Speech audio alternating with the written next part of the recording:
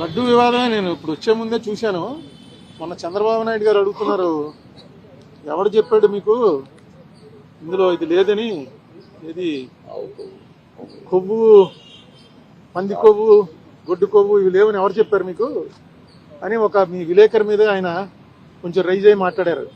ఎవరు చెప్పారు, ఎక్కడ చెప్పారు, నీకు కళ వచ్చిందా అని అన్నారు కదా. ఇదిగో వాళ్ళు వేసినటువంటి సిట్ రిపోర్ట్లో 20వ పేజీలో ఏమది ఎంత క్లియర్గా ఉంటే, ఎందుచేత చంద్రబాబు నాయుడు గారికి వాళ్ళు ఇచ్చే ఫీడింగ్ సరిగ్గా ఇవ్వలేదో నాకు అర్థం లేదు. 20వ పేజీలో ఒక చిన్న లైన్ ఏంటంటే,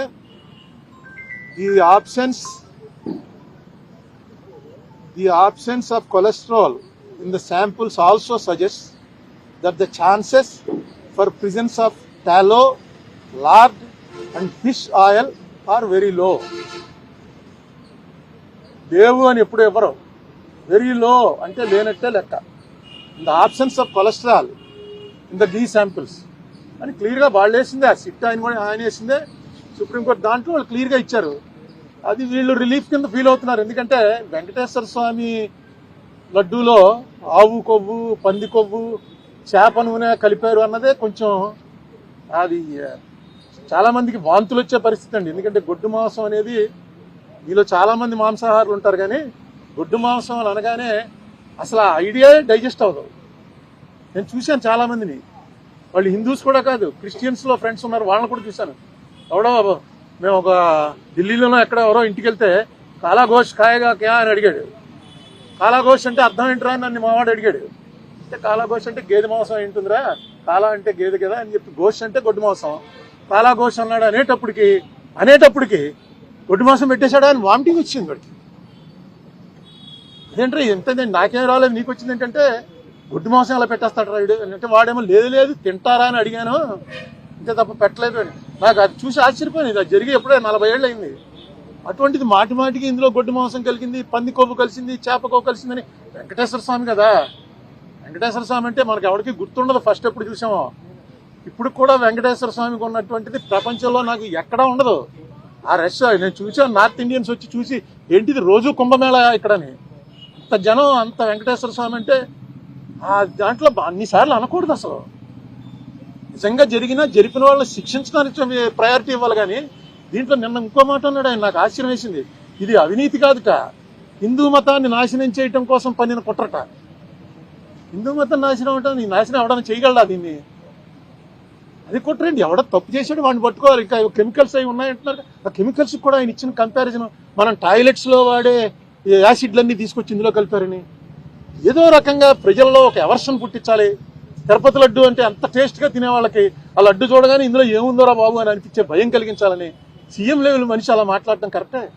నేను సీఎం గారి ఇంటికి వెళ్తే నాకు కప్పులో టీ ఇచ్చారు. ఆ కప్పు పట్టుకుని ఇది ఏంటనుకుంటున్నారు, ఈ మెట్లు, ఈ మెటీరియల్ మనం టాయిలెట్స్లో కమోడ్లు వాడతామే, ఆ కమోడ్ మెటీరియల్ తోటి కప్పు తయారు చేసి కప్పులో ఇచ్చారు. నిజమే, అది కమోడ్తో పోల్చడం ఏంటి? పింగాణితో అనేక రకాలు తయారవుతాయి, కమోడ్తో పోలుస్తారా ఎవడన్నా? నాకు ఎందుకు చాలా ఆశ్చర్యం వేసింది. ఏంటి ఇదేంటి ఇలా మాట్లాడు? సీఎం గారు ఎప్పుడు అంత బ్యాలెన్స్ తప్పి మాట్లాడు. చాలా కాలం నుంచి ఆయన సీఎంగా చూస్తున్నాం కదా, ఎందుకు ఇలా మాట్లాడుతున్నాడు ఏంటి? ఎంత అందులో టాయిలెట్లు కడిగే వాటిని తీసుకొచ్చి కలిపారని. ఇది బ్లాస్ఫమీ అవుతుంది. బ్లాస్ఫమీ అంటే దైవద్రోహం. దయచేసి ఇలాంటి పనులు వద్దు. మీకు రాజకీయంగా ఖర్చు ఉంటే రాజకీయ ఖర్చు తీర్చుకోండి, కేసులు పెట్టండి, మీ చేతిలో పవర్ ఉంది. ఎవరైనా ఇదేంటి వెంకటేశ్వర స్వామి మీద, వెంకటేశ్వర స్వామిని అన్పాపులర్ ఎందుకంటే జగన్ క్రిస్టియన్ అనా? జగన్ క్రిస్టియన్ కాబట్టి క్రిస్టియన్స్ అందరూ కూడా వెంకటేశ్వర స్వామికి యాంటీ అయిపోయారా? ఏ స్ట్రాటజీ మీద వెళ్తారు? బీజేపీ వాళ్ళు కూడా ఇప్పుడు ఇలా మాట్లాడలే. బీజేపీ వాళ్ళు డైరెక్ట్గా మాది హిందూ పార్టీ అని చెప్పుకున్నా సరే వాళ్ళు కూడా ఎప్పుడు ఈ లెవెల్లో మాట్లాడరు. మరి చంద్రబాబు నాయుడు గారు పునరాలోచించండి, ఇది కరెక్ట్ కాదు. మిగతా చాలా విషయాలు ఉన్నాయి, తర్వాత చెప్తాను. తిరుపతి ఎమ్మెల్యే గారు శ్రీనివాస్ ఏం చెప్పాడండి? కొండ మీద స్వామి ఉన్నాడు, కొండకెత్తుకు వచ్చి ఆయన ఎమ్మెల్యేగా ఒక అబద్ధాన్ని పదే ప్రచారం చేసి నిజం చేయాలనుకుంటున్నారు మా వాళ్ళు అని చెప్పాడు ఆయన. అంతే కదా, స్వామి అబద్ధం చెప్పనివాడు. ఆయన చెప్పాలనుకున్నా కానీ తిరుపతి ఎమ్మెల్యే గారు, తిరుపతిలో ప్రాతినిధ్యం వహించేటువంటి ఎమ్మెల్యే గారు స్వయాన లడ్డూలో కల్తీ జరగలేదనేటువంటి మాట చెప్పాడు. ఇంతకంటే పెద్ద ఉదాహరణ ఏం కావాలి? స్వామివారు ఆయన ప్రసాదం కల్తీ అయితే ఆ కల్తీ జరిగిందని చెప్పినటువంటి వారికి వేసే శిక్షకు ఆలస్యం అవ్వచ్చు తప్ప కల్తీ జరగలేదు, నా భక్తుడి మనోభావాలను నేనే రక్షిస్తానని చెప్పడానికి తిరుపతి ఎమ్మెల్యే గారు చెప్పిందే సాక్ష్యం.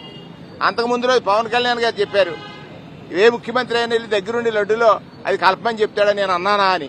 ఆయన గారు చెప్పాడు, నెక్స్ట్ డేకి మాట మార్చాడు.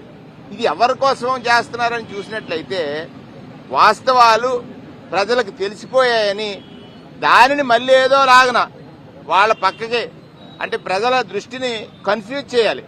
సబ్జెక్ట్ లేనప్పుడు కన్ఫ్యూజనే చేస్తారు కదా. నేను మరొకసారి చెప్తున్నాను, ఒకవేళ చంద్రబాబు నాయుడు గారు ఎవరికి చూపించాలనుకున్నాడు, జగన్మోహన్ రెడ్డి గారు తప్పు చేశారని చూపించాలనుకున్నాడు. కానీ ఆ చూపుడు వేలు ఎక్కడికి వెళ్ళింది? స్వామివారి ప్రసాదం మీద తప్పు జరిగిందని చెప్తున్నాడు. స్వామివారు 4 ఏళ్లు ఆయనకు చూపిస్తున్నాడు, నువ్వు చేసేది ప్రతి తప్పే, నువ్వు 18లో ఏం చేసావు, 13లో ఏం చేసావు, 16లో ఏం చేసావు, ఈ ఏదైతే ఇప్పుడు నిబంధనలు ఉన్నాయో లేదా యాడెడ్ ఫ్లేవర్స్ ఎప్పుడు కలిపారు, ప్రతిదీ కూడా సీరియల్ వచ్చింది. కాబట్టి స్వామివారే నిజం చెప్పించాడు ఆ ఎమ్మెల్యే గారి చేత. అది ఒక్కటి చూసుకుంటే సరిపోద్ది. ఆయన ప్రభుత్వంలో జరుగుతున్న ఘోర అపచారాలకి వాళ్ళ శాసనసభ్యులే ప్రచారాలు చేస్తున్నారో అది చూసుకుంటే సరిపోద్ది చంద్రబాబు నాయుడు గారు.